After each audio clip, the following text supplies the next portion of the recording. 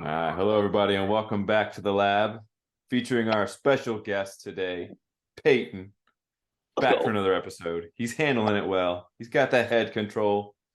He's deadlifting, a whole whopping, well, whatever his food weighs. I don't really know. yeah, Let's see. we're still working on holding that bottle. Is he hanging off a pull-up bar yet? Oh, we're gonna test it out here soon. Oh yeah. As soon as What mom Morgan know ain't that there. what mom doesn't know don't hurt Oh shit.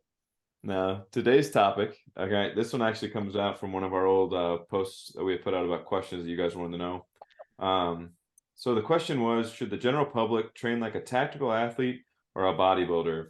And where specifically should we fall between the two?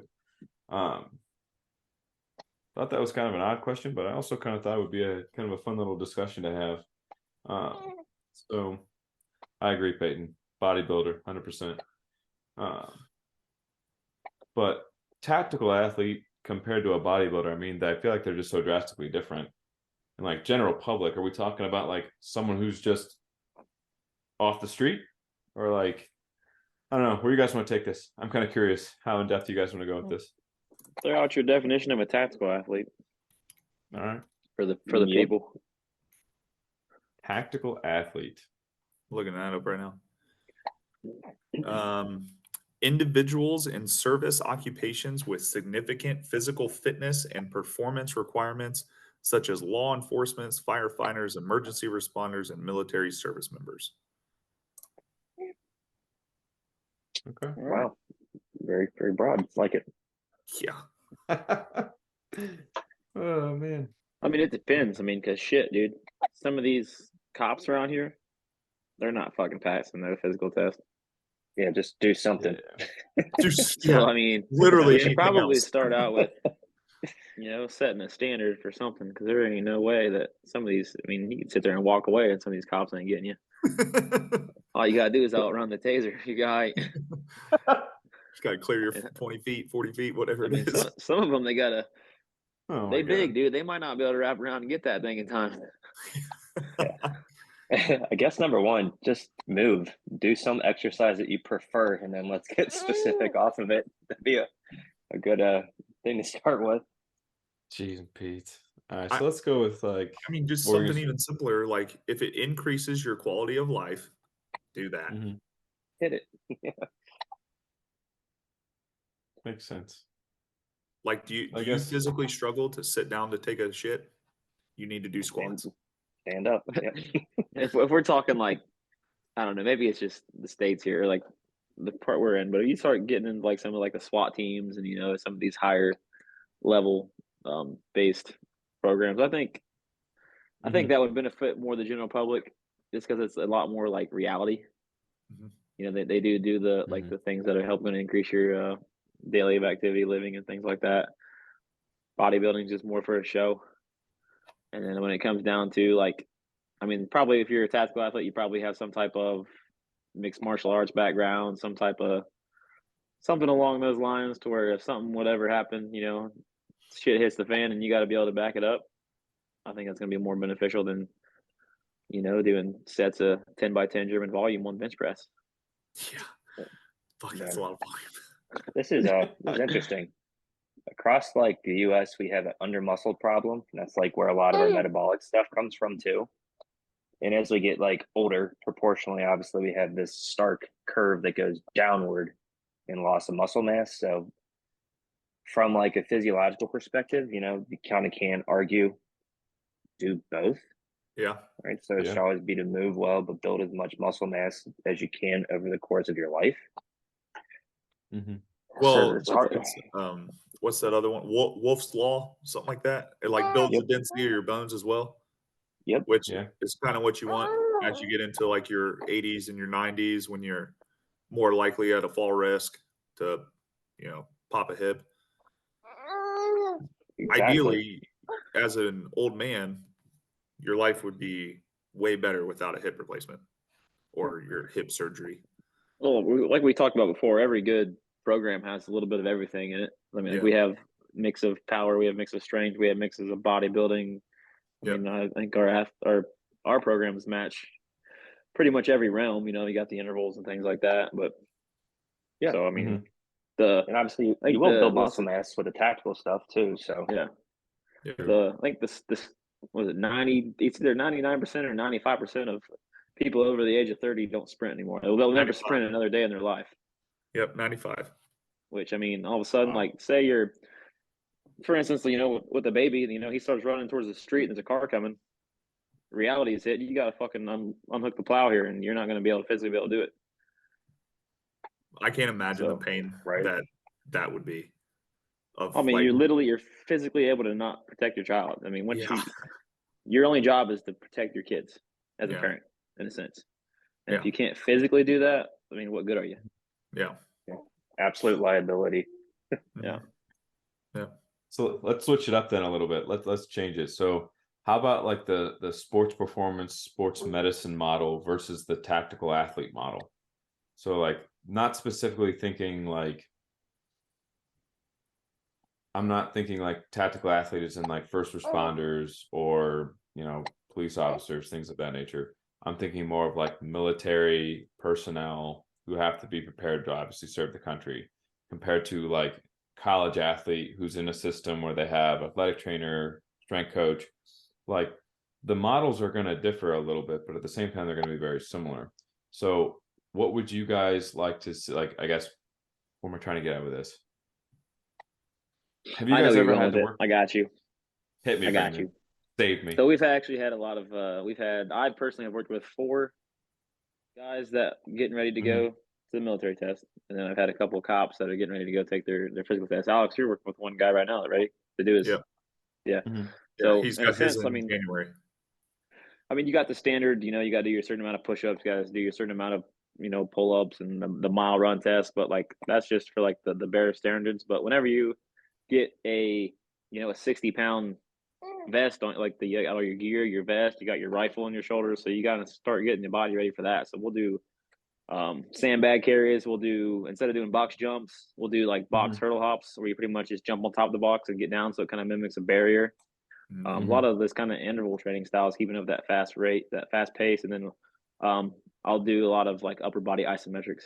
So I mean, if you got to sit there and you're going through water and you got to hold your rifle above your head so that thing doesn't get wet, just anything you can kind of mimic the reality type situation in a weight room. Yeah. Mm-hmm. Would you label that as functional fitness, Brandon? It's about as functional as it's going to get. No, I was just kind of curious because I know we kind of talk about how like people are trying to they talk about a division between like the tactical athlete and then you have your sports performance, which I think at the end of the day they're both athletes. They just have different goals, different tasks, right? So like in my mind, when this is back from like a continuing education course I took over COVID, and it was called working with the tactical athlete. And the more I watched, the more I listened, and the more I was like, why are we separating this? Like it's the whole same thing. We're just renaming it. It didn't make any sense to me, and I didn't really like it. The more I listened to it, I mean, I finished out the course. It wasn't bad, but like the more I listened to it, I was like, if anything, the program and everything should still be the same. It's just what does this person need to be able to do? I feel like it's GPP with energy system work specific to the Thank you. sport. Yeah, it's like We I'm just not had going to train a a rugby player and a track runner. I'm going to train them completely different. So it's like, why would I treat that any differently than how I'd work with someone who's going to be in the military? I don't know. Right. we actually had a kid who's got back from the Navy, did a 6-week boot camp. We trained him just like he was doing his powerlifting stuff. We had your heavy Mhm. strength days, you had your power days, you had your accessories, did all your stuff like that, and he ended up being the top in the class. Mhm. So Oh yeah, Yeah. that's awesome. he got 2 levels of promotion, graduated highest in his class of fitness level. So I mean, And going for something else too. Like he's in the running for something else as well. I forget what he has to move like 2 million pounds of volume or something like that within a month period. I don't know what it is, but he's within that too. Wow. That's awesome. Hats off. I think he just literally just have a whole bunch of variety of training styles with them kind of guys, because you never know what they're going to get into. Yeah. Especially if you get dropped off in the the backwoods of God knows what country. So Yeah. Yeah. Oh man. Yeah, and And then I mean, there's some things in life you can't prepare for. So yeah,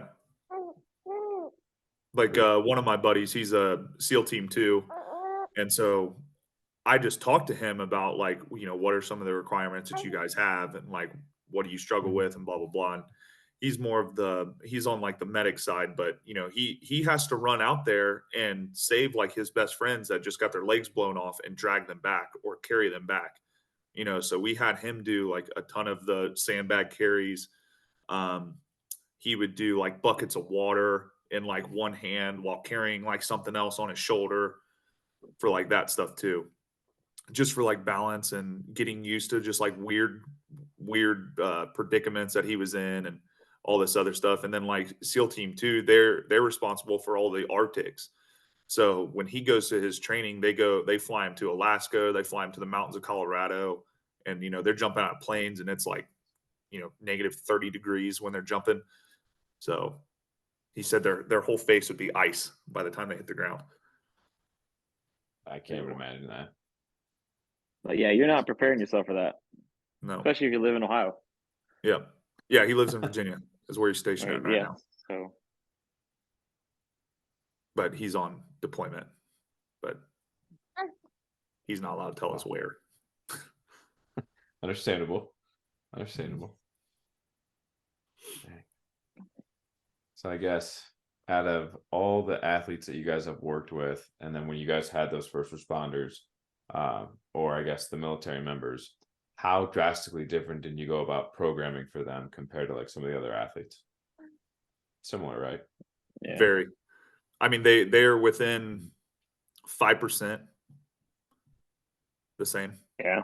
I think I read a study. I read a study today. Actually, they were talking about the difference across all sports between strength training and hypertrophy, and you can literally train all of it the same.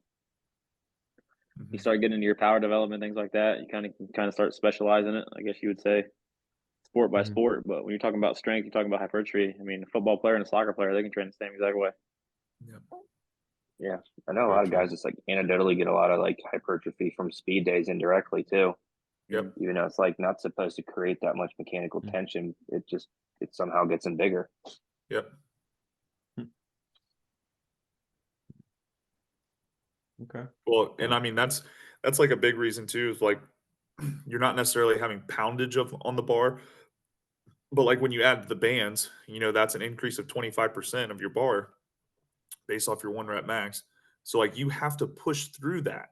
Like you can't just, like slowly go through the squat, or like it's going to tax you. Right. So I mean, there has to be force applied. There has to be, It's still external load. Yeah. Anything else you guys want to add on to that topic here real quick? Or no? No, I think we hammered it. Just train to be a better version of you. There's a summary. There you go. End of episode right there. Done. No. All right, Peyton, let's see a push up.